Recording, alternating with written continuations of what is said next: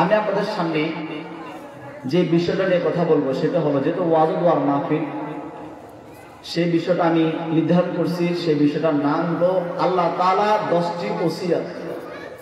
আল্লাহ তাআলা 10টি ওসিয়ত। এই 10টি ওসিয়ত আমি আপনাদের সামনে পেশ করব সূরা আনআমের 151, 52 এবং 53 নম্বর আয়াতের আলোকে। সূরা আনআমের এই 3টি আয়াতের মধ্যে আল্লাহ তাআলা 10টা ওসিয়ত করেছেন। কয়টা ওসিয়ত? ওসিয়ত আর নসিহত পার্থক্য আছে না নাই? নসিহা বলা হয় ওয়াজ মাহফিল উপদেশ, ওসিয়ত বলা হয় খুব গুরুত্বপূর্ণ জিনিস, অপরিবর্তনীয় যে জিনিসটা তাকে বলা হয় কি? ওসিয়ত। আর ওসিয়ত মানুষ কখন করে? মৃত্যুর আগে, তো তাই না? গুরুত্বপূর্ণ, খুব গুরুত্বপূর্ণ কথা আল্লাহ তাআলা আমাদেরকে বলতেছেন সূরা আনআমের 151, 52 এবং 53 নম্বর আয়াতে 10টা ওসিয়ত করেছেন। কয়টা ওসিয়ত? 10টা ওসিয়ত। ওসিয়ত আর নসিহতের মধ্যে পার্থক্য আমি একটু বলে এরপর শুরু করব। নসিহা বলো ওয়াজ মাহফিল উপদেশ দেওয়া, আর ওসিয়ত হলো মানুষ মরার আগে যে গুরুত্বপূর্ণ, অস্থায়ী, গুরুত্বপূর্ণ, অপরিবর্তনীয় যে কথাটা বলে সেটাই কি? ওসিয়া। তার মানে এই যে 10টা ওসিয়ত আল্লাহ তাআলা বলেছেন, এটা গুরুত্ব কম না বেশি? অনেক বেশি। প্রথম ওসিয়ত কি? আল্লাহ রাব্বুল আলামিন বলেন, প্রথম ওসিয়ত হলো পবিত্র কোরআনুল কারীমের সূরা আনআমে আল্লাহ রাব্বুল আলামিন বলেন, কুল আতলু মা কুল তাআলাউ আতলু মা হাররামা রাব্বুকুম আলাইকুম আল্লা তুশরিকু বিহি শাইআ। প্রথম ওসিয়ত হলো আল্লাহ রাব্বুল আলামিন বলেন, বান্দা আমার, তোমাকে আমি দুনিয়াতে পাঠিয়েছি, তুমি ইবাদত করবা আমার, তবে ইবাদতের নাম দিয়ে শিরক করা যাবে না। কি করা যাবে না? শিরক করা যাবে না। কারণ শিরক করলে সবচেয়ে বড় অপরাধ, সবচেয়ে বড় জুলুম, সবচেয়ে বড় অন্যায়, সবচেয়ে বড় পাপ হলো শিরক করা। বান্দা যখন শিরক করে, কার মাহাত্ম্য নিয়ে টানাটানি করে? আল্লাহ। বান্দা যখন আমার সাথে কোনো কিছু অংশীদার সাব্যস্ত করে, কার মাহাত্ম্য নিয়ে টানাটানি করে? আল্লাহ তাআলার মাহাত্ম্য নিয়ে টানাটানি করে। এজন্য আল্লাহ তাআলা প্রথম ওসিয়ত, শিরক করা যাবে না। এই যে আমরা দুনিয়াতে যারা বসবাস করতেছি, আমরা যারা ইবাদত করতেছি, এই ইবাদতের নাম দিয়ে ইবাদত মনে করে আমরা অসংখ্য শিরকের মধ্যে লিপ্ত আছি। আছি না নাই? আছি। আল্লাহ তাআলা প্রথম ওসিয়ত হলো শিরক করা যাবে না। আমরা জানি যে আল্লাহ তাআলা একজন প্রিয় বান্দা ছিলেন লোকমান হাকিম। ওনাকে আল্লাহ তাআলা প্রজ্ঞা দিয়েছেন। ওনার প্রজ্ঞা দিয়ে উনি খুব সুউচ্চ মানে উঠে গিয়েছিলেন। আর এই প্রজ্ঞা দান করেছেন আল্লাহ তাআলা। উনি ওনার ছেলেকে কিছু উপদেশ দিয়েছেন। উপদেশ 10টা উপদেশের প্রথম উপদেশ ছিল, ছেলে আমার, আল্লাহর সাথে কাউকে শিরক করা যাবে না। হযরত লোকমান হাকিম তার সন্তানকে বললেন, ওয়াইদ ক্বালা লুকমানু লিবনিহি ওয়া হুয়া ইয়াইদুহু ইয়া বুনাইয়া লা তুশরিক বিল্লাহ ইন্নাশ শিরকা লাযুলমুন আযীম। আল্লাহ রাব্বুল আলামিন বান্দা লোকমান হাকিম তার ছেলেকে উপদেশ দিলেন, ও আমার ছেলে, আল্লাহর সাথে কাউকে শিরক করা যাবে না। নিশ্চয় শিরক করা বড় অপরাধ। শিরক করা বড় অপরাধ। এজন্য লোকমান হাকিম তার সন্তানকে উপদেশ দিয়েছেন, প্রথম উপদেশ শিরক করা যাবে না। আল্লাহ তাআলার প্রথম ওসিয়ত আমাদের উপরে, শিরক করা যাবে না। তাহলে শিরক করলে বড় পাপ হয়, কোনো সন্দেহ আছে? নাই। আমরা দুনিয়াতে যখন কোনো ব্যবসা বাণিজ্যের মধ্যে ব্যবসা করি, আমরা পার্টনার নেই, পার্টনার, অংশীদারি ব্যবসা। অংশীদারি ব্যবসা আমরা কেন নেই? যে আমার টাকা পয়সা, এই ব্যবসা চালানোর জন্য আমার টাকা পয়সা সবটা নাই, আমার জনবল নাই, এরপর আমার এই ব্যবসা আঞ্জাম দেওয়ার জন্য আমার জ্ঞান নাই। 3টা মৌলিক কারণে আমরা ব্যবসার মধ্যে অংশীদার নেই, পার্টনার নেই। এই পার্টনার আমাকে বলে অংশীদার সাব্যস্ত করা। কিন্তু আল্লাহ তাআলা বলতেছেন যে দুনিয়া চালানোর জন্য নবমণ্ডল এবং ভূমণ্ডল চালাতে গিয়ে আল্লাহ তাআলা এলেমের কারো থেকে নেওয়ার দরকার হয় না। ওনার শক্তির অভাব নাই এবং ওনার জনবলের অভাব নাই, সম্পদেরও অভাব নাই। তিনি আমার কে? আল্লাহ। এই জন্য প্রথম ওসিয়ত হলো আল্লাহ রাব্বুল আলামিন বলেন লা তুশরিক বিল্লাহি ইন্নাশ শিরকা লাযুলমুন আযীম। আল্লাহ রাব্বুল আলামিন লোকমান হাকিমের কথাটা উপস্থাপন করলেন।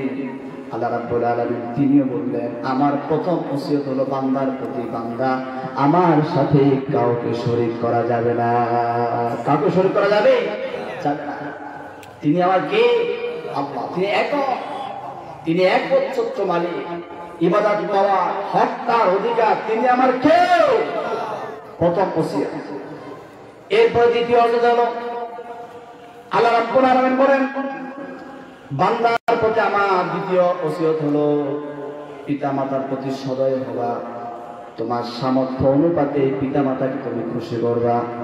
তোমার টাকা বেশি আছে তুমি বেশি দিবা, তোমার কম আছে কম দিবা, তবে পিতা মাতাকে খুশি করা দরকার আছে না নেই? এই পৃথিবীতে আপনি যদি বড় হতে চান, কোটিপতি হতে চান, আপনার কোটি টাকা দরকার, লাখ টাকা দরকার, আপনার সম্মান দরকার। আপনার পিতা মাতাকে সাধ্যের অনুপাতে সক্ষম হয়ে সামর্থ্যবান অনুপাতে আপনি পিতা মাতাকে খুশি করেন, আল্লাহর কসম আল্লাহ রাব্বুল আলামিন আপনাকে বড় বানিয়ে দিবে। তবে পিতা মাতাকে বোঝা দরকার সন্তানটা কম অবস্থা আছে, আপনার সামর্থ্য অনুপাতে আপনি চেষ্টা করবেন। পিতা মাতা তো আপনার অন্তর খবর জানে না, জানে? আপনার অন্তর খবর জানে কি? আল্লাহ। তবে আপনি বিন্দু পরিমাণ পিতা মাতাকে কষ্ট দিতে পারবেন না। যদি ভুল হয়ে যায় ক্ষমা চেয়ে নেবেন। ক্ষমা চেয়ে নিলে তো এখানে আপনার মান সম্মান করবে না, ক্ষমা চাইয়ে নিলে মান সম্মান বাড়া যাবে। তিনি কে? আল্লাহ রাব্বুল আলামিন পবিত্র কোরআন কারীমের মধ্যে 7 জায়গা বলেছেন পিতা মাতার প্রতি ইহসান করো, পিতা মাতার প্রতি সদয় হও, কারণ তোমার পিতা তোমার মা যদি তোমার উপর খুশি থাকে স্বয়ং আল্লাহ খুশি। সুবহানাল্লাহ। আপনি আমি দেখতেছি আমাদের মায়ের পায়ের নিচে বাটা দুটা, এই দুটা সেই দুটা, কিন্তু হাদিস বলে মায়ের পায়ের নিচে সন্তানের বেহেশত। আল্লাহ রাসূল বলেছেন আল জান্নাতু তাহতা আকদামিল উম্মাহাত। আমার রাসূল বলেছেন মায়ের পায়ের নিচে সন্তানের বেহেশত। আর একটা হাদিসে আছে আমার রাসূল বলেছেন যার উপর তার বাবা খুশি, তার মা খুশি, তার উপর স্বয়ং আল্লাহ রাব্বুল আলামিন খুশি। আল্লাহ তাআলা 2 নাম্বার ওসিয়ত হলো পিতা মাতার প্রতি ইহসান করবা, সদয় হবা। তোমার যা আছে সামর্থ্য অনুপাতে পিতা মাতাকে খুশি করবা। তোমার কম আছে কম দাও, বেশি আছে বেশি দাও। পিতা মাতা খুশি তো কে খুশি? আল্লাহ খুশি। আপনি হিসাব করে দেখেন এই পৃথিবীতে যারা বড় হয়েছেন কিংবা বড় হওয়ার পথে আছেন, তারা পিতা মাতাকে খুশি করেছে। পিতা মাতা রাতের আধারে সন্তান দোয়া করেছেন, ওই দোয়ার বদলতে আল্লাহ রাব্বুল আলামিন ওই পিতা মাতার দোয়ার বদলতে সন্তানগুলোকে এক একটাকে সোনার হরিণ বানিয়ে দিয়েছে। তাহলে আল্লাহ তাআলার দ্বিতীয় ওসিয়ত পিতা মাতার প্রতি ইহসান করতে হবে। আল্লাহ তাআলার তৃতীয় ওসিয়ত দারিদ্র্যের ভয়ে সন্তানকে হত্যা করা যাবে না। দারিদ্র্যের ভয়ে, কিসের ভয়ে? দারিদ্র্যের ভয়ে। আমি গরিব হয়ে যাবো, সন্তান হলে খাওয়াবো কি, মেয়ে হলে খাওয়াবো কি, এরপরে যদি ডাবল হয়ে যায় খাওয়াবো কি, এই ভয় আমাদের আছে না নাই? ভাইরা, দুনিয়ার সব মানুষ যারা দুনিয়া থেকে বিদায় নিয়েছেন, যারা বর্তমানে আছেন, যারা আসবেন, সবার রিজিকের ব্যবস্থা করেছেন তিনি আমার কে? তিনি আমার কে? বিজ্ঞানে বের করেছেন এই পৃথিবীর বুকে প্রায় 87 লক্ষের মতো প্রাণী আছে। এই প্রাণীগুলোকে কে খাওয়াচ্ছেন? আমার আপনার আশেপাশে অসংখ্য পিঁপড়া আছে না নাই? অসংখ্য পাখি আছে না নাই? অসংখ্য পাখি অসংখ্য প্রাণী আল্লাহ রাব্বুল আলামিন সৃষ্টি করেছেন। এবার বলুন দেখি, সকালে আমি আপনি কয়টা পাখিকে কয়টা পিঁপড়াকে খাবার খাওয়াইছি? একটাকেও দেই নাই। তার মানে কি পিঁপড়াগুলো মারা গিয়েছে, কবুতরগুলো মারা গিয়েছে, পাখিগুলো মারা গেছে, মারা যায় নাই। আমার আল্লাহ রাব্বুল আলামিন ওই পাখি পিঁপড়া সব 87 লক্ষের মতো বিজ্ঞানীরা বলেছেন সব প্রাণীর রিজিকের ব্যবস্থা করেছেন তিনি আমার কে? আল্লাহ রাব্বুল আলামিন বলেন ওয়ামা মিন দাব্বাতিন ফিল আরদি ইল্লা আলাল্লাহি রিজকুহা।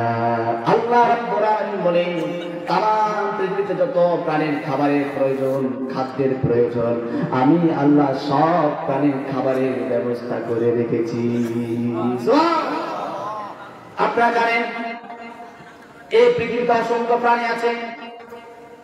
এই পৃথিবীতে প্রায় মাছ আছে প্রায় 34,000 প্রজাতি। এরপরে পাখি আছে প্রায় 11,000 প্রজাতি।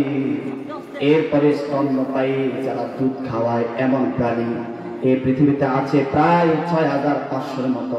এরপরে সরীসৃপ প্রাণী, যে প্রাণীগুলো বুকের উপর ভর দিয়ে চলে, যেমন কুমির, সাপ, এই করে সরীসৃপ প্রাণী পৃথিবীর বুকে আছে প্রায় 11,000-এর মতো।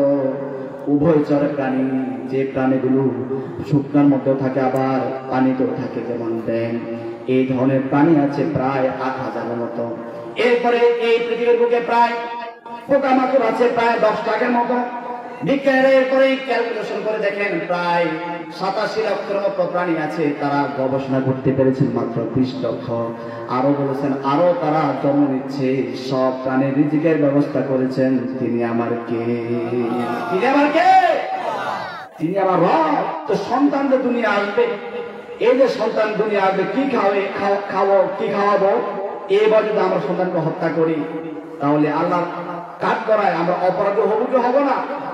আল্লাহ রাব্বুল আলামিন বলেন ওয়ালা তাকতুলু আওলাদাকুম খাশিয়াতা ইমলাক নাহনু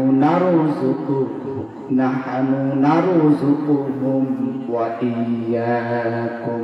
আল্লাহ রাব্বুল আলামিন বলেন রিজিকের ভয়ে সন্তানকে হত্যা করিও না, আমি তোমাদেরকে খাওয়াচ্ছি। ওই সন্তান যেটা আগত সন্তান তাকেও আমি খাওয়াবো। আল্লাহ তৃতীয় ওসিয়ত, রিজিকের ভয়ে সন্তানকে হত্যা করা যাবে না। ভাইরা, শুধু সন্তান নয়, কাউকে হত্যা করা যাবে না অন্যায় ভাবে। আল্লাহ রাব্বুল আলামিন বলেন والذين لا يدعون مع الله إلها آخر ولا يقتلون النفس التي حرم الله إلا بالحق। আল্লাহ রাব্বুল আলামিন বলেন অন্যায় ভাবে কোনো মানুষকে হত্যা করতে পারবে না। আর আল্লাহর প্রিয় বান্দারা অন্যায় ভাবে কাউকে হত্যা করে না। সুবহানাল্লাহ। তাহলে আল্লাহ তাআলা 3 নম্বর ওসিয়ত কি? অন্যায় ভাবে সন্তানকে মারা যাবে না। আল্লাহ তাআলা 4 নম্বর ওসিয়ত, অশ্লীল পরিহার করতে হবে, ব্যয়পনা পরিহার করতে হবে। আমাদের সমাজে, আমাদের পরিবারগুলোর মধ্যে অশ্লীলতা, ব্যয়পনা আছে না নাই? আছে। আগে মানুষ বিভিন্ন সিনেমা হলে গিয়ে সিনেমা দেখতো, এখন মোবাইল এক একটা সিনেমা। আগে সিনেমা ছিল একটা, এখন প্রতিজনের কাছে এক একটা সিনেমা। যে ঘরে টিভি নাই, মোবাইল আছে, সেই ঘরে টিভি থাকার মতো, তাই নয় কি? আল্লাহ তাআলা বলেন আমার পক্ষ থেকে তোমাদের জন্য 4 নাম্বার ওসিয়ত হলো অশ্লীলতার দিকে ধাবিত হওয়া যাবে না। আল্লাহ তাআলা বলেন ফাহিশা কাজের দিকে ধাবিত হওয়া যাবে না, কারণ ফাহিশা, অশ্লীলতা হলো ঘৃণিত কাজ। আল্লাহ তাআলা সেটাকে পছন্দ করে না। ওই কাজটা তোমাদেরকে আস্তে আস্তে ঈমান হরণের দিকে নিয়ে যেতে পারে। আল্লাহ রাব্বুল আলামিন বলেন ওয়ালা তাকরাবুজ জিনা ইন্নাহু কানা ফাহিশাতাও ওয়া সাআ সাবিলা। আল্লাহ রাব্বুল আলামিন বলেন আমার বান্দারা জিনার নিকটবর্তী হয় না, কারণ এই জিনার কারণে তোমার ঈমানটা বের হয়ে যেতে পারে না। জিনার নিকটবর্তী হওয়া যাবে না। এই জন্য আল্লাহ তাআলা 4 নম্বর ওসিয়াত, জিনার নিকটবর্তী হওয়া যাবে না। অশ্লীলতা খারাপ ব্যয়পনাকে সাপোর্ট করা যাবে না। আর যারা অশ্লীলতা ব্যয়পনাকে ছড়িয়ে দিবে সমাজের মধ্যে, তাদের জন্য আযাব আছে না নাই? আছে। আল্লাহ রাব্বুল আলামিন বলেন, ইন্নাল্লাযীনা ইউহিব্বুনা আন তাশিআল ফাহিশাতু ফিল্লাযীনা আমানু লাহুম আযাবুন আলীম ফিদ দুনিয়া ওয়াল আখিরাতি ওয়াল্লাহু ইয়ালামু ওয়া আনতুম লা তা'লামুন। আল্লাহ রাব্বুল আলামিন বলেন, আমি ওই সমস্ত মানুষগুলোকে পাকড়া করব, দুনিয়ার বুকে তাদেরকে লাঞ্ছনা দেব, পরকালে তাদের জন্য কঠিন আযাবের ব্যবস্থা আমি করে রেখেছি। তারা হলো ওই সমস্ত মানুষ যারা মুমিনদের মধ্যে জিনা ব্যভিচার ছড়িয়ে যাক সেটা চায়, এমন শ্রেণীর মানুষ আমাদের সমাজে আছে না নাই? কথা বলেন। এমন শ্রেণীর মানুষ আছে যে না, নর্তকের আয়োজন করা হোক, টাকা দেবো, সমস্যা নাই। গানের আয়োজন করা হোক, টাকা দেব। ইমান হরণের কাজ, সেটার আয়োজন করা হোক, টাকা দেব। কিন্তু তাফসীর মাহফিল, ওয়াজ মাহফিল হোক, প্রথম দফায় বাধা আছে না নাই? লাগবে না, ওয়াজ হচ্ছে, অনেক ওয়াজ হচ্ছে। ভাইরা আমার, একটা কথা মাথায় রাখেন, যদি পাড়ায় পাড়ায়, গ্রামে, পরিবারে, প্রতিটা ঘরে ওয়াজ হয়, একটা মানুষ ইমান নষ্ট হবে না, একটা মানুষও বিপথে যাবে না। কিন্তু যদি গ্রামে একটা নর্তকী, একটা কনসার্টের আয়োজন করা হয়, আল্লাহর কসম প্রতি মানুষের ঈমান হরণ হয়ে যাবে। ঠিক না? পাড়ায় পাড়ায় ওয়াজ হলেও আপনার ঈমান যাবে। আপনি ওয়াজ শোনেন না শোনেন, আপনার ঈমানটা একটু হলো তাজা হবে, একটু ভালো লাগবে। কারণ আল্লাহর কোরআনের মধ্যে তাসির আছে না নাই? কাফেররা বিরোধিতা করতে কিন্তু গোপনে গিয়ে কোরআন শুনতো, কিসের? কোরআনের প্রভাবে। পৃথিবীর সব সুরকে অম্লান করে দেয় কোরআনের সুর, পৃথিবীর সব আওয়াজকে বিনষ্ট করে দেয় কোরআনের আওয়াজ। যে কোরআন শুনলে পরে ইমানের শক্তি আর বৃদ্ধি পেয়ে যায়। ইমাম আবু হানিফার মতে ইমান এক জিনিস, সেটা বাড়ে না, তবে ইমানের শক্তি বাড়ে। আল্লাহ তাআলা বলেন, وَإِذَا تُلِيَتْ عَلَيْهِمْ آيَاتُهُ زَادَتْهُمْ ঈমানা। আল্লাহ রাব্বুল আলামিন বলেন, বান্দার সামনে যখন মহামহিমান্বিত কোরআন তাফসীর শুরু হয়ে যায়, ব্যাখ্যা শুরু হয়ে যায়, আয়াত পেশ করা শুরু হয়ে যায়, বান্দার ঈমানের শক্তি আরো বৃদ্ধি পেয়ে যায়। সুবহানাল্লাহ। ঈমানের শক্তি বাড়ে। কি বাড়ে? ঈমানের হিম্মত, পাওয়ার, কুওয়াত বেড়ে যায়। তাহলে যারা সমাজে চায় অশ্লীলতার ব্যয়পনা ছড়িয়ে পড়ুক, তাদের সাথে আমাদের কোনো সম্পর্ক নাই। বুঝতে হবে তারা শয়তানের প্রোপাগান্ডা। ভাইরা আমার, আল্লাহ রাব্বুল আলামিনের 4 নাম্বার ওসিয়ত হলো অশ্লীলতার দিকে যাওয়া যাবে না। আল্লাহ তাআলার 5 নাম্বার ওসিয়ত হলো অন্যায়ভাবে কাউকে হত্যা করা যাবে না। অন্যায়ভাবে কাউকে হত্যা করা যাবে না। কাউকে তো দূরের কথা, আয়াত বলে কোন নফস মারা যাবে না। আপনি একটা নফস, মানে আপনি একটা আত্মা, আপনি একটা প্রাণী। তার মানে কাউকে তো মারা দূরের কথা, অন্যায় ভাবে নিজেকে নিজে মানে আত্মহত্যা করাও যাবে না। আল্লাহ তাআলা বলেন, ওয়ালা ইয়াকতুলুনান নাফসাল্লাতী হারামাল্লাহু ইল্লা বিল হক। আল্লাহ রাব্বুল আলামিন বলেন, কোন প্রাণী মারা তো দূরের কথা, কোন নফস মারা তো দূরের কথা, আল্লাহ রাব্বুল আলামিন বলেন নিজেকে নিজেও মারতে পারবেন না। নিজের সবকিছু নিজে হলেও সবকিছু পর্যবেক্ষণ করতেছেন তিনি আমার কে? তিনি আমার কে? এজন্য আমরা ইসলাম মানে হলো আত্মসমর্পণ। হাত আপনার, পা আপনার, সব কিছু আল্লাহ তাআলা আপনাকে দিয়েছেন। আপনি হাত কাটতে পারবেন না, নিজে নিতে পারবেন না, আপনি পা কাটতে পারবেন না, আপনার চোখ আপনি উপরে পেতে পারবেন না, আপনাকে আপনি মারতে পারবেন না, কারণ এগুলো আল্লাহ তাআলা আপনাকে দিয়েছেন। এগুলোর মালিক তিনি আমার কে? তিনি আমার।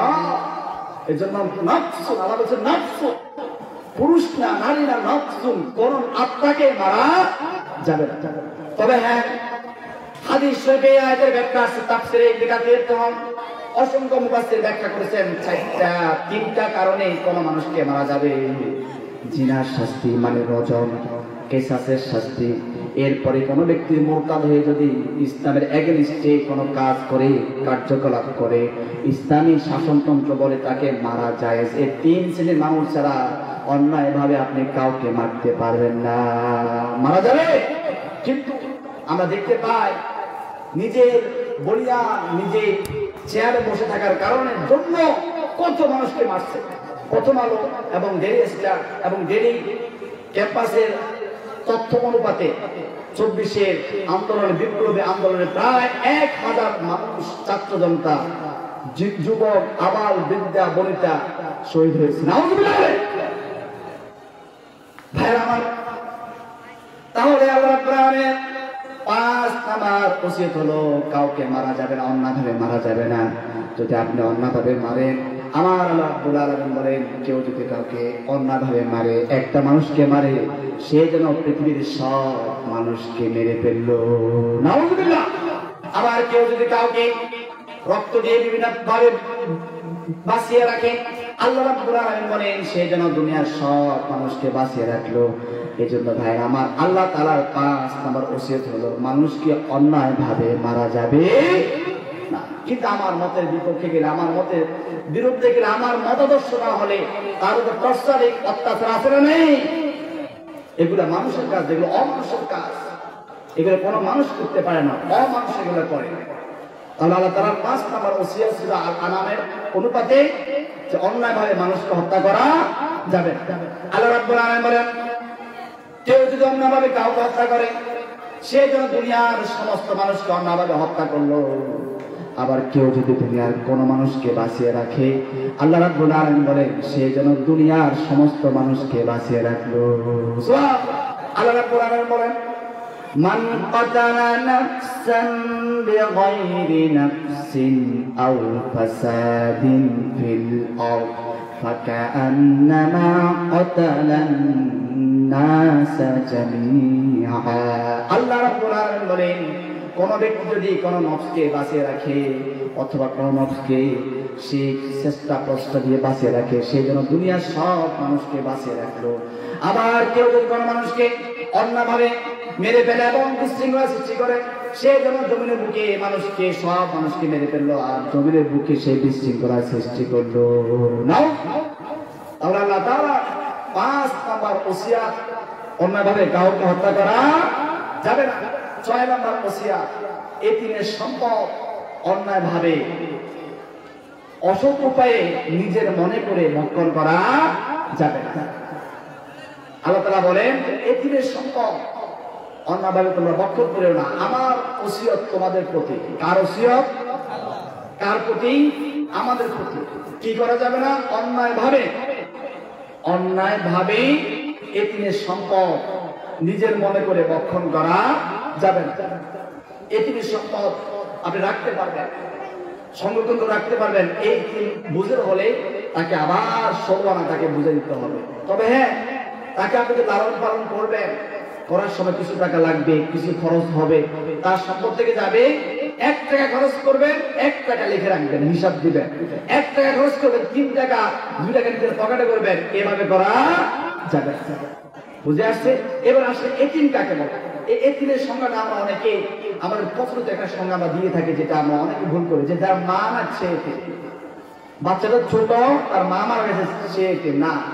ইসলামের পরিভাষা এতিম হলো ওই লোক, ওই ছেলে, যে ছেলে নাবালেগ, তার বাবা নাই, নাবালেগ তার বাবা নাই, সে কি এতিম।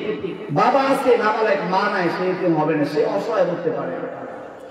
বুঝে আসছে? তাহলে এতিম কাকে বলে? যে ছোট নাবালেগ, তার বাবা মারা গেছে, সে কি এতিম। আল্লাহ রাব্বুল আলামিন বলেন এতিমের সম্পদ তোমরা অন্যায়ভাবে ভক্ষণ করিও না। তোমরা যদি এতিমের সম্পদ অন্যায়ভাবে ভক্ষণ করো, তোমরা মনে করছো তোমরা এতিমের সম্পদ খাচ্ছ। আমার রব বলেন তারা এতিমের সম্পদ খাচ্ছে না, বরং তারা জাহান্নামের আগুন ভক্ষণ করতেছে। আল্লাহ রাব্বুল আলামিন বলেন ইন্নাল্লাযীনা ইয়াকুলুনা আমওয়ালাল ইয়াতামা যুলমান ইন্নামা ইয়াকুলুনা ফি বুতুনিহিম নারা ওয়া সায়াসলাউনা সাঈরা। كثيرا আল্লাহ রাব্বুল আলামিন বলেন কেউ যদি এতিমের সম্পদ অন্যায়ভাবে জুলুম করে বক্ষণ করে সে যেন সম্পদ খাচ্ছে না বরং সে যেন আল্লাহর আগুন খাচ্ছে জাহান্নামের আগুন খাচ্ছে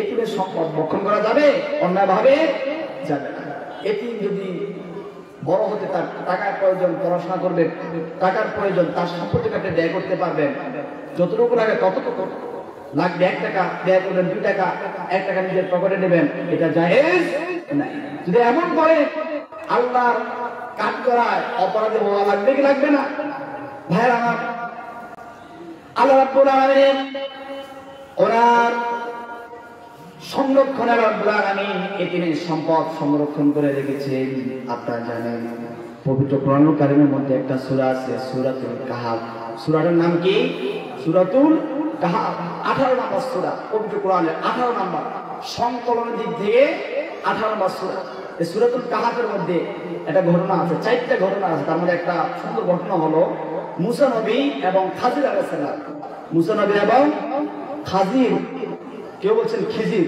তবে তাফসীরে আছে খাজির খিজির আর খাজির যাই বলেন মুসা আলাইহিস সালাম এবং খিজির আলাইহিস সালাম এই দুই নবীর মধ্যে একটা ঘটনা ঘটছিল শুনবেন বলবো সূরা কাহাফের 18 নম্বর সূরা আল্লাহ রাব্বুল আলামিন এই সূরার মধ্যে 4টা বিষয় নিয়ে কথা বলছেন তার মধ্যে একটা মজার কিচ্ছা হলো ঘটনা হলো আল্লাহ রাব্বুল আলামিন আল্লাহর এক নবী আর আল্লাহর এক বান্দার মধ্যে একটা ঘটনা ঘটিয়েছেন আল্লাহ নবী মুসা একজন জ্ঞানী মানুষ ছিলেন ওনাকে প্রশ্ন করলেন ওনার কাউমেরা ও মুসা আলাইহিস সালাম ও আমাদের নবী আপনি বলেন তো এই এলাকার এই সম্প্রদায়ের মধ্যে সবচেয়ে জ্ঞানী কে মুসা আলাইহিস সালাম বলেন আমি কারণ স্বাভাবিক আপনি বিশ্বাস করতে হবে নবী এবং রাসূলরা সবচেয়ে বেশি জ্ঞানী মুসার কথা কিন্তু অমূলক না মিথ্যা না ওই সময়টাতে তো মুসা শ্রেষ্ঠ এবং আল্লাহর নবী সে বড় জ্ঞানী এটা মিথ্যা কিছু নাই আমার আল্লাহ রাব্বুল আলামিন মুসাকে আরো একটু জানাবেন সাথে সাথে আল্লাহ রাব্বুল আলামিন মুসাকে ওহী করে পাঠালেন ও মুসা তোমার থেকে একজন জ্ঞানী আছে অমুক জায়গায় তখন মুসা আলাইহিস সালাম অহংকারী হন নাই বিনয়ী হয়ে বললেন আল্লাহ তাআলা আমি ওখানে যাব তার থেকে আমি জ্ঞান শিখবো কে বলতেছেন মুসা বিনয় হয়েছেন অহংকার হয় না যে আমি কেন শিখবো আমিও তো জ্ঞানী এটা বলেন নাই বিনয়ের সাথে বললেন যে আল্লাহ আমি তার থেকে আমি জ্ঞান নেব আল্লাহ তাআলাকে বললেন আল্লাহ তাআলা কি করতে পারি আল্লাহ রাব্বুল আলামিন বলেন ও মুসা একা একা সফর করা বৈধ নাই তোমার সাথে একজন সফর সঙ্গী লাগবে ইসলাম বলে একা একা সফর করা যাবে না কমপক্ষে 2 জন লাগবে এটা ইসলামের বিধান একা একা সফর করা নিষেধ আছে কারণ একা মানুষ সফর করলে তার হঠাৎ অসুখ হতে পারে অসুস্থ হতে পারে আরেকজন যদি না পায় ওই লোকটার আশঙ্কা থাকে কি থাকে না থাকে আমার আল্লাহ রাব্বুল আলামিন মুসাকে বললেন মুসা তুমি আরেকজন সফর সঙ্গীরা তখন সফর সঙ্গী ছিল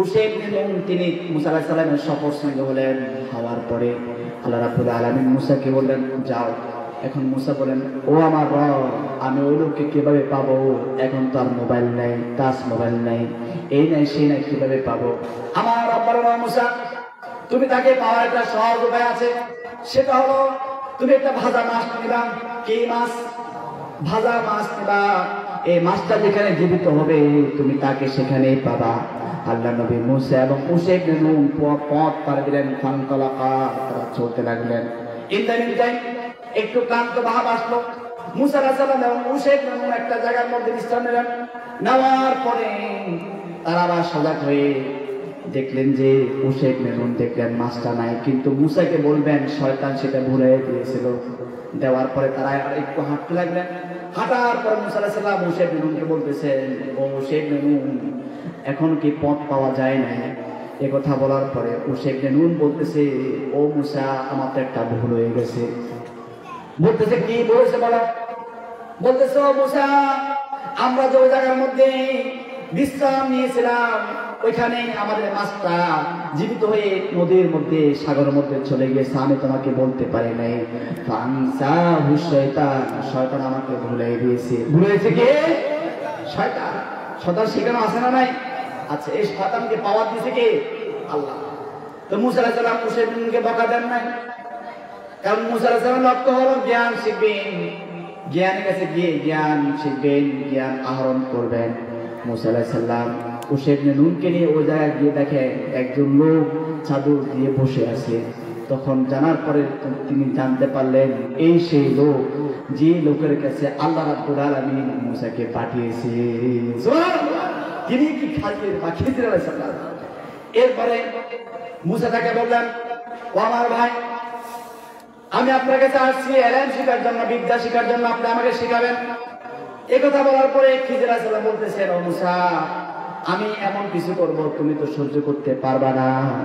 এই কথা বলার পরে মুসা আলাইহিস সালাম বলতেছেন, আল্লাহর নবী মুসা বলেন, ও আমার ভাই, আমি ধৈর্য ধারণ করব, আপনি আমাকে সাতাজিদুনি ইনশাআল্লাহ, আপনি আমাকে ধৈর্যশীল অন্তর্ভুক্ত পাবেন। সুবহানাল্লাহ। এই কথা বলার পরে আল্লাহর নবী এই কথা বলার পরে খিজির আলাইহিস সালাম বলছেন, ঠিক আছে চলো। খিজির আলাইহিস সালাম, মুসা আলাইহিস সালাম এবং উশে ইবনে নুন, মানুষ কয়জন? তিনজন চলতে লাগলেন। হঠাৎ একটা নদী পড়লো।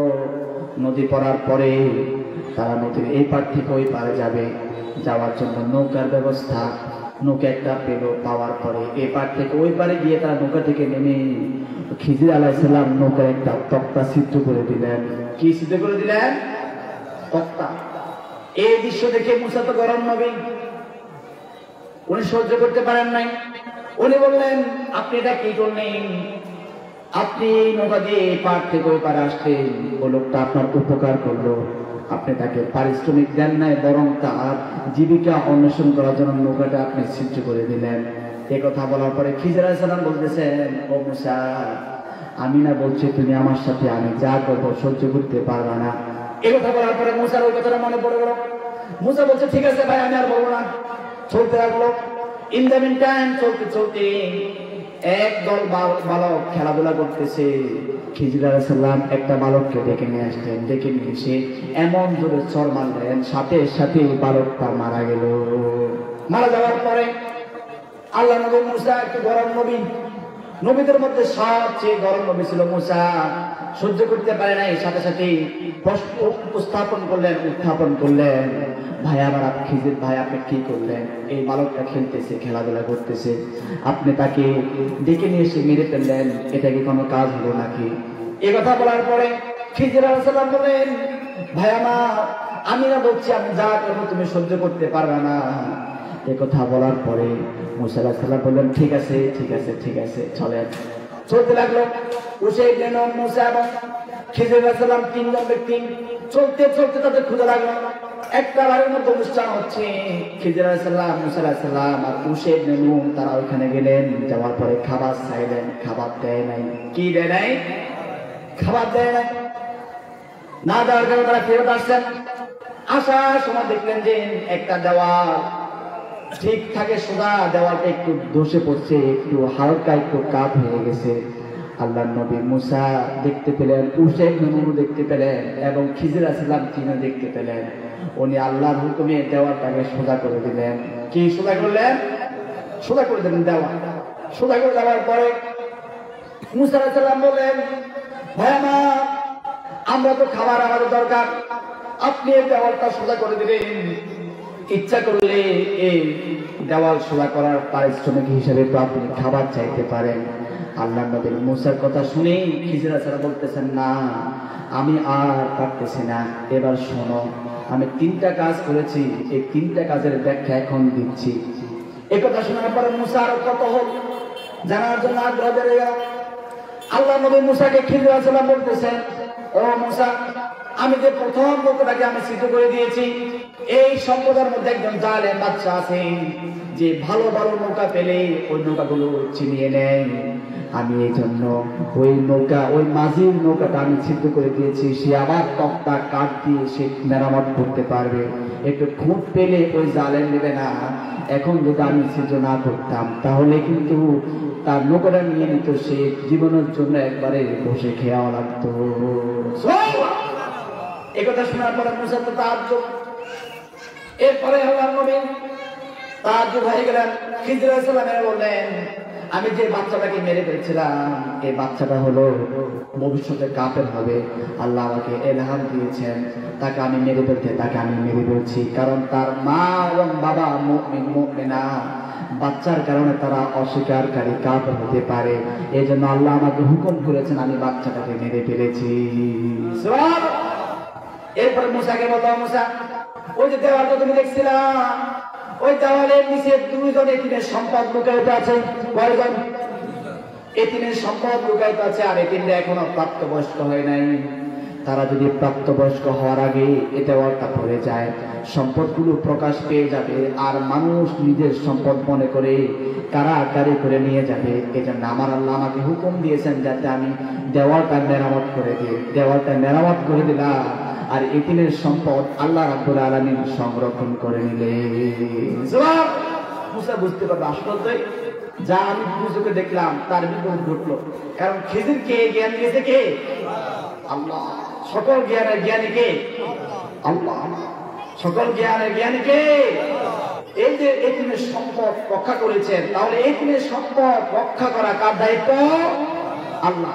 আমার রব বলছেন ওনার 6 নম্বর ওসিয়ত যে অন্যায় ভাবে এতিমের সম্পদ রক্ষণ করা যাবে না। ভাইরা, এরপরে আমার রাসূল বলেছেন যে ব্যক্তি এতিমকে লালন পালন করবে সে যেন আমার জান্নাতে আর আমার মাঝে 2 আঙ্গুল দেখালেন। কয় আঙ্গুল? কয় আঙ্গুল? এভাবে দেখালেন, ঠিক এইভাবে হাদিসে আসছে, ঠিক এইভাবে সাব্বাবা উস্তা, আঙ্গুলের 5টা নাম আছে। ইবহাম, সাব্বাবা, উস্তা, বিনসার, ঠেসা। হাদিসে আসছে সাব্বাবা আর উস্তা। সাব্বাবা হলো এই আঙ্গুল, সাব্বাবা মানে গালি দেওয়া। আরবের দেশে আপনি যদি কাউকে এইভাবে দেখান আপনার 12টা বাজায় দেবেন, আর আমার দেশে যদি এইভাবে দেখান 12টা বাজায় দেবেন। এটাকে বলে কি? সাব্বাবা আঙ্গুল। আর এটাকে বলে উস্তা। উস্তা মানে মধ্যমা, 2 আঙ্গুল এই পাশে 2 আঙ্গুল ওই পাশে, মধ্যখানে কোন আঙ্গুল? এই আঙ্গুল। এজন্য এটাকে কি বলে? মধ্যমা আঙ্গুল। আমার রাসূল বলেন যে ব্যক্তি এতিমের লালন পালনকারী হবে আমার মাঝে আর এতিমের লালন পালনকারী কিয়ামতের মাঠে এইভাবে থাকবে। আমাদের 2 আঙ্গুলের মধ্যে যতটুকু ফাঁকা জায়গা, কারণ আমার রাসূল বুঝাবে যে ব্যক্তি এতিমের লালন পালনকারী হবে, এতিমের সম্পদ অন্যভাবে ভক্ষণ করবে না। আমার রাসূল বলে সে জান্নাতে আমার একেবারেই নিকটে থাকবে। একেবারেই নিকটে। এরপরে আল্লাহ তাআলা 6 নাম্বার ওসিয়ত আমরা জানলাম। 7 নাম্বার ওসিয়ত হলো আল্লাহ তাআলা বলেন যে ওজনে কম দেওয়া যাবে না। ওজনে কম এই জিনিসটা আমাদের সমাজে আছে না নাই? আনার সময় খুব ভালোভাবে হিসাব করে আনে, দেওয়ার সময় কম দেয়, এমন মানুষ আছে না নাই? এই নেওয়ার সময় খুব হিসাব করে নেয় আর দেওয়ার সময় কম দেয়। এই মানুষগুলোর ব্যাপারে আল্লাহ তাআলা একটা সূরা নাযিল করেছেন, সূরাতুল মুতাফফিফিন। কোন সূরা? সূরাতুল মুতাফফিফিন। আনার সময় খুব হিসাব করে আনে আর দেওয়ার সময় কম দেয়। এরকম ব্যবসায়ী মনে আমাদের সমাজে নাই। এই যে রমজান মাস আসতেছে, চালের দাম, তেলের দাম, সোলার দাম, মুড়ির দাম অটোমেটিক বাড়াবে, এরকম চালের ব্যবসায়ী আমাদের সমাজে আছে না নাই? ভাইরা আমার, আল্লাহ রাব্বুল আলামিনের একটা বড় ধরনের ওসিয়ত, কম দেওয়া যাবে না, ওজনে ঠকানো যাবে না। এটা অনেকটা বিষয় ব্যাখ্যা হতে পারে। জিনিসের দাম 1 টাকা, আপনি লাভ করতেছেন 10 টাকা 9 টাকা, এটা লাভ হবে ঠিক, কিন্তু এটা জুলুমের সাথে লাভ। আপনি 1 জায়গা দিতে পারবেন 10 টাকা আল্লাহ তাআলা নিয়ে নেবে। কথা বলেন, 1 টাকা বলেন 10 টাকা নিয়ে নেবেন। কারণ জুলুমের শাস্তি আল্লাহ তাআলা জমিনে দেন, পরকালেও দেন। যারা ব্যবসায়ী রিজিকের 100 ভাগের 90 ভাগ কিন্তু ব্যবসার মধ্যে। যদি আপনি ঠিকঠাক ব্যবসা করতে পারেন আপনার সম্পদ হুড় হুড় বাড়বে, আর যদি ব্যাঠিক ব্যবসা করেন সম্পদ বাড়বে এটা বর্গের মতো, এত বড় দেখা যাবে, বলতে বলতে একেবারে শেষ। আছে না নেই? আমার আল্লাহ বলেন তোমাদের জন্য আমার পক্ষ থেকে 7 নাম্বার ওসিয়ত হলো ব্যবসায় কম বেশ করা যাবে না, কম দেওয়া যাবে না, ঠকানো যাবে না, ওজনের মাপে কম দেওয়া যাবে না। আল্লাহ তাআলা বলেন যারা এমন করবে তারা হলো ক্ষতিগ্রস্ত। বুঝছেন কে? আল্লাহ তাআলা বলেন ওয়াইলুল লিল মুতাফফিফিনা আল্লাযীনা ইযা ইক্তালু আলান নাসি ইস্তাওফুন। আল্লাহ রাব্বুল আলামিন বলেন, ওই সমস্ত ব্যবসায়ীদের ধ্বংস যারা নেওয়ার সময় খুব হিসাব করে নেয় কিন্তু দেওয়ার সময় কম দেয়। এমন ব্যবসায়ী আমাদের সমাজে আছে না নাই? এই ব্যবসায়ী জীবনে উন্নতি করতে পারবে না। দেখবেন সে ব্যবসা করে হুড় করে বাড়বে, বিশাল টাকাপতি, লাখপতি, কোটিপতি হয়ে যাবে, কিন্তু এমন একটা সমস্যা তার দেখা দিবে, তার টাকা যা কামাচ্ছে তার 3 গুণ নিয়ে যাবে। কথা বলেন ঠিক না? আমার বলেন, পূর্ববর্তী অসংখ্য জাতিকে ধ্বংস করেছেন, সালেহ আলাইহিস সালামের সম্প্রদায়কে ধ্বংস করেছেন, নূহ আলাইহিস সালামের সম্প্রদায়কে ধ্বংস করেছেন, ফেরাউনের সম্প্রদায়কে ধ্বংস করেছেন। আমার রব বলেন, আমার একজন নবী ছিল শুআয়ব আলাইহিস সালাম, ওই শুআয়ব আলাইহিস সালামের উম্মতদেরকে আল্লাহ তাআলা ধ্বংস করেছেন একটা কারণে, সেটা হলো তারা ব্যবসার মধ্যে মানুষদেরকে ঠকাতো, লস দিত, ওজনে মাপে কম দিত। এই কারণে আল্লাহ রাব্বুল আলামিন তাদেরকে শাস্তি দিয়েছে। নাও আমার রব বারবার বলছেন, সূরা আর রহমানে আছে, আল্লাহ তাআলা বলেন, ওয়া আকিমুল ওয়াজনা বিল কিসতি ওয়া লা তুখসিরুল মিজান। আল্লাহ রাব্বুল আলামিন বলেন, তোমরা ওজনে ঠিক রাখো, কম বেশি করিও না, যতটুকু পাওয়ার দরকার ততটুকু দিবা। তাহলে যে ব্যক্তি ওজনে কম বেশি দেয় সে আল্লাহ শত্রু, রাসূলের শত্রু, সকল মানব সম্প্রদায়ের শত্রু। ঠিক না? ওজনে কম বেশি করা যাবে না। আল্লাহ তাআলা 7 নাম্বার ওসিয়ত যে ওজনে কম বেশি করা যাবে না। এরপরে আল্লাহ তাআলা বলেন 8 নাম্বার ওসিয়ত হলো, কথা বললে সত্য বলবা, মিথ্যা বলা যাবে না। কথা বললে কি বলবা? সত্য বলবা। ওসিয়তটা কার? আল্লাহ। সূরা আনামের 151, 152 এবং 153 নম্বর আয়াতের আলোকে কথা বলতেছি। 10 নম্বর ওসিয়ত আল্লাহ তাআলা বলেন, 8 নম্বর ওসিয়ত হলো, 10টা ওসিয়তের মধ্যে 8 নম্বর ওসিয়ত হলো কথা বললে সত্য বলবা। কথা বলে কি বলতে হবে? সত্য বলতে হবে। আমি একটা আয়াত নিয়ে আজ কদিন খুব একটা গবেষণা করতেছি। আল্লাহ তাআলা বলছেন যে, ইয়া আইয়ুহাল্লাযীনা আমানু তাকুল্লাহা হাক্কা তুকাতিহি ওয়া লা তামুতুন্না ইল্লা ওয়া আনতুম মুসলিমুন। আল্লাহ তাআলা বলে যে বান্দারা, তোমরা তো মরবাই, তোমরা মৃত্যুবরণ করবা, তবে আমার কাছে মুসলমান না হয়ে আসিও না, মুসলিম না হয়ে আসিও। আমি ভাবলাম আল্লাহ তাআলা এমন একটা কথা বলেছেন এখানে যে মুসলিম, এমন একটা শব্দ এখানে ইউজ করেছেন, মুসলিম। মুমিন বলেন নাই, মুতাসাদ্দিকিন বলেন নাই, মুতিঈন বলেন নাই, আনুগত্যশীল বলেন নাই, বলছেন কি? মুসলিম। আমি একটু গবেষণা করলাম যে মুসলিম লিখতে 4টা বর্ণ। কয়টা বর্ণ? মিম, সিন, লাম, মিম। এই 4টা বর্ণ। মুসলিম লিখতে কয়টা বর্ণ? 4টা বর্ণ। আমি ভাবলাম যে একজন মুসলিমকে আল্লাহ তাআলা বলছেন যে তুমি মৃত্যুবরণ করবা, মৃত্যুবরণ তো করতে হবে। আমি আপনি দুনিয়াতে এখনো বেঁচে আছি, এটা হলো মিরাক্কেল, এটা কি আশ্চর্যের ব্যাপার, কারণ আমি আপনি মরবো, এটাই কি বাস্তব, এটাই কি বাস্তব। আমি আপনি মারা যাবো, এটাই সত্য। আমি আপনি বেঁচে আছি, এটা হলো আশ্চর্যের ব্যাপার যে মানুষ এখন বেঁচে আছে, মানুষ মরবে, এটাই কি সত্য। আল্লাহ বলছেন ওয়ান্তুম মুসলিমুন ওয়া ইয়াহাদিয়া, এমন অবস্থা তোমরা মরবা মুসলিমুন মানে মুসলমান হয়ে, মুসলিম হয়ে। আমি একটু গবেষণা করলাম, এমন একটা শব্দ এখানে বলছেন মুসলিম, 4টা বর্ণের কথা মুসলিম।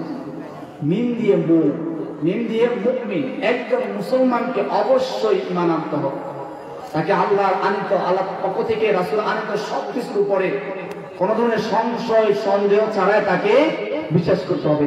এরপরে সিনতে সেজদা, সেজদা মানে আনুগত্য করা, অবনত হওয়া, আল্লাহর হুকুমের সামনে, বিধানের সামনে নিজেকে চপিয়ে দেওয়া। সেজদায় অবনত হওয়া মানে নামাজ পড়া, মানে কি করা? নামাজ পড়া। এরপরে 3য় আমার বর্ণ হলো লাম। লাম মানে হালাল। হালাল, আপনি ঘুমানোর পর থেকে, ঘুম থেকে উঠে আবার ঘুমানোর আগ মুহূর্ত পর্যন্ত আপনার সবকিছু হতে হবে হালাল। এই যে ঘুম থেকে উঠলেন, পানি দিয়ে ওযু করবেন, ওই পানি কি হতে হবে? হালাল। নাস্তা খাবেন, নাস্তা কি হতে হবে? হালাল। কথা বলবেন, কথা কি হতে হবে? হালাল। হালাল হালাল কথা কি? উত্তম কথা, ঝগড়া বিবাদ নয়, গালাগালি নয়, হালাল কথা। আপনি যাবেন মসজিদে নামাজ পড়বেন, সেখানে কি বলতে হবে? হালাল বাক্য উচ্চারণ করতে হবে। এবার আপনার আবার ঘুমানো আগ মুহূর্ত পর্যন্ত যা করবেন সবকিছু কি? হালাল। কি হতে হবে? হালাল হতে হবে। প্রথম মিন যারা পাইছে মুমিন, দ্বিতীয় সিন যারা পাইছি সেজদা মানে বিনয় হওয়া, আল্লাহর হুকুমগুলো মেনে নেওয়া, লাম দ্বারা পেয়েছে হালালের মধ্যে থাকা, শেষ মিন দ্বারা হলো মৌত। আপনি সবকিছু ছেড়ে আপনাকে যেতে হবে কোথায়? আল্লাহর কাছে। আল্লাহ তাআলা বলেন আইনামা তাকুনু ইউদরিকুমুল মাউতু ওয়ালাউ কুনতুম ফি বুরুজিন মুশাইয়াদা। আল্লাহ রাব্বুল আলামিন বলেন মরণ থেকে যেটাই পালাও, যেখানে তুমি পালাও না কেন, আল্লাহ রাব্বুল আলামিন বলেন বান্দা তুমি মৃত্যুবরণ করতে হবে। যদি তুমি শীষ মহলে থাকো, সীসা ডালা পাঁচিলের ভিতর থাকো, সেখানেও মালাকুল মাউত তোমাকে মৃত্যু বরণ করাবে। এই যে মালাকুল মাউত, একটা প্রশ্ন হতে পারে যে হুজুর মালাকুল মাউত একজন, পৃথিবীতে দেশ আছে 228টা, মালাকুল মাউত একজনে এই 228টা দেশে এট এ টাইম কিভাবে সে জান খরচ করে? একটা প্রশ্ন জাগে না? আমি যখন বেদায়া ওয়া নেহায়া, সবচেয়ে সিরাত গ্রন্থ, সবচেয়ে বড় একটা ইতিহাসের কিতাব, তারিখের কিতাব, ইতিহাসের কিতাব আল বেদায়া ওয়া নেহায়া পড়তে এমন একটা কথা পেয়েছি, তাফসীর ইবনে কাসিরে একটা আয়াতের বরাত দিয়ে সেটাও পেয়েছি যে পুরা পৃথিবীটা আজরাইলের কাছে একটা প্লেটের মতো। কিসের মতো?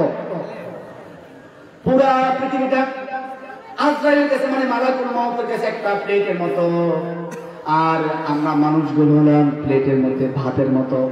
যে মানুষগুলো মারা যাবে ওই মানুষগুলো হলো পেটের মধ্যে যে ভাত আছে, ওই ভাতের মধ্যে যে কালো কালো ভাতগুলো পড়ে, ওই কালো কালো ভাতের মতো। যে মানুষটা মৃত্যুবরণ করবে, আজরাইল মালাকুল মাউত অতি সহসায় বুঝতে পারে, অতি সহসায় অনুধাবন করতে পারে, অতি সহসায় আপনার আমার জান কবজ করতে পারে। আজরাইল মালাকুল মাউত সার্বক্ষণিক আমাকে আপনাকে দেখতেছে, আমাকে আপনাকে খবর রাখতেছে। আল্লাহ রাব্বুল আলামিন পাওয়ার আজরাইলকে দিয়ে দিয়েছে। পুরো পৃথিবীটা আজরাইলের কাছে কিসের মতো? এটা প্লেটের মতো। আমার মত আল বেদায়া ওয়া নেহায়া ইবনে কাসিরের লেখা, আর তাফসীর ইবনে কাসির দুটো একই পাইছি। আমি আজকে আসলে মিলাইছিলাম, আসলে কথাটা সত্য। না হয় একটা মানুষ এট এ টাইম কিভাবে পাকিস্তানে একটা মানুষ মরতেছে এট এ টাইম, বাংলাদেশে একটা মানুষ মরতেছে at a time, Sri Lanka at a time, ভারতে মরতেছে, রাশিয়া মরতেছে, ফ্রান্সে মরতেছে, ভুটানে মরতেছে। এই যে এট এ টাইম মরতেছে, সেও যে পুরা পৃথিবী তার কাছে প্লেটের মতো, ভাত খুঁজতে তার সময় লাগে না। সুবহানাল্লাহ বলেন। এবার হিসাব করেন মালাকুল মাউত কত, ওই ব্যবস্থা কতটা বিশাল আকৃতি। ওই সময় যে আসে, ওই সময় যে মালাকুল মাউত আসে, আপনার আমার জান কবজ করবে। আমরা যদি দেখতে পাই যারা ইমানদার তাদের কাছে ভালো লাগে, তাদের খুশি, যারা বেঈমান তাদের কষ্ট কাঠিন্য টেনে হিচড়ে বের করে দেয়। এই যে টিস্যুর বক্স আছে, টিস্যুর বক্স থেকে কিছু টিস্যু আমরা টান দিয়ে বের করি। যদি একটা টিস্যু নিচে থাকে শেষ, তখন আমরা কি করি? একবারে গাতে বের করি না, বের হচ্ছে না কেন, তারা হাত ভরে বের করে দিই। আল্লাহ রাব্বুল আলামিন বলেন ঠিক যারা কাফের, বেঈমান, অমুসলিম, আল্লাহর দ্রোহী, তাদের জানটা একটা টিস্যু যখন শেষ হয়ে যায়, যখন আমরা হাত দিয়ে কেটে কুটে বের করি, এভাবে বের করেন। আর যারা মুমিন তাদের জানটা টিস্যু উপরে থাকা অবস্থায় টান দিলে বের হয়ে যায়। আমার রব বলেন ঠিক সেভাবে ঈমানদারদের জান বের হয়ে যায়। ঈমানদারদের জান ঠিক সেভাবেই বের হয়ে যায়। এই যে মৃত্যুর যন্ত্রণা, এটা বাস্তব। আল্লাহ তাআলা বলেন ওয়াজাআত সাকরাতুল মাউতি বিল হক যালিকা মা কুনতা মিনহু তাহিন। আল্লাহ রাব্বুল আলামিন বলেন মৃত্যুর যন্ত্রণা ভয়ঙ্কর, মৃত্যুর যন্ত্রণা ভয়ঙ্কর। আর এটার থেকে তোমরা পালালেও কোনো লাভ নাই। মৃত্যু থেকে যেখানে পালাও সেখানে মালাকুল মাউত হাজির হবে। কথা বলেন ঠিক না? আল্লাহ তাআলা একটা আয়াত বলেছেন সূরা জুমার মধ্যে, যে কুল ইন্নাল মাউতাল্লাযী তাফিরুনা, কি বলছে? তাফিরুনা। আমার ওস্তাদের পাশে আমি বসে আছি, তাফিরুনা একটা শব্দ ইউজ করছেন, তাফিরুনা। তাফিরুন মাদ্দা হলো ফারারা, ফাররা ইয়াফিরু বাবে নাসারা থেকে আসছে পলায়ন করা। উদালা বলতেন যে তাযহাবুনা চলে যাবে, তাখরুজুনা বের হয়ে যাবে, এই আরো শব্দ আছে, তাজিউনা চলে যাবে, এগুলো বলেন না, বলছেন কি তাফিরুনা। কি বলছেন? তাফিরুন। একটু খেয়াল করেন, আরবিতে একটা ইঁদুরের নাম হলো ফারাতুল ইঁদুর। আরবিতে ইঁদুরের নাম কি? ফারাতুল ইঁদুর। আর তাফিরুনার মাদ্দার সাথে একটা মিল আছে, খেয়াল করে দেখেন। আপনার সামনে যদি কোন একটা ইঁদুর ভুলে চলে আসে, ওই ইঁদুর কি বসে থাকে নাকি সে এদিক সেদিক যেদিকে পালায়, যেদিকে চায় সে সেদিকে ছুটে? কথা বলে, যেদিকে পথ পাবে সেদিকে ছুটবে, হোক পানি আগুন, সে কিছু বাঁচবে না, কারণ তার সামনে মানুষ একটা প্রাণী চলে আসছে, সে পলানোর জন্য, পলায়ন করার জন্য পথ খুঁজবে। আমার বান্দাও ঠিক সেভাবে তাফিরুনা, মন থেকে অনেক দূরে পালিয়ে যাবে। আমার আল্লাহ রাব্বুল আলামিন বলেন পালানোর কোনো সুযোগ নেই, সে যেখানে পাক সেখানে যাক, মালাকুল মউত ওই মৃত্যু বরণকারী ফেরেশতা ব্যক্তির জান কবজ করে নিবে।